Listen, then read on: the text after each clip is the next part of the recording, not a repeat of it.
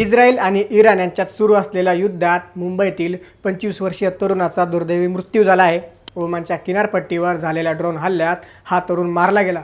नक्की काय होतं या तरुणाचं नाव आणि कसा झाला त्याचा मृत्यू सांगतो, पण त्याआधी थोडक्यातलं नक्की फॉलो करा, कारण अशा प्रकारच्या अपडेट्स आम्ही तुम्हाला नेहमीच सांगत असतो। युद्धभूमीवर इस्रायल आणि अमेरिकेनं संयुक्त कारवाई करत इराणवर मोठा हल्ला चढवला। या संघर्षात मुंबईच्या कांदिवली भागात राहणाऱ्या दीक्षित सोळंकी या तरुणाचा बळी गेला आहे। ओमानच्या किनारपट्टीवर उभे असलेल्या MKD ओम या ऑइल व्हेसलवर स्फोटकांनी भरलेल्या एका ड्रोनने धडक दिली। या भीषण स्फोटानंतर जहाजाच्या इंजिन रूमला आग लागली आणि त्यातच दीक्षितचा मृत्यू झाला। दीक्षित मूळचा दिवचा होता, पण तो मुंबईत स्थायिक झाला होता।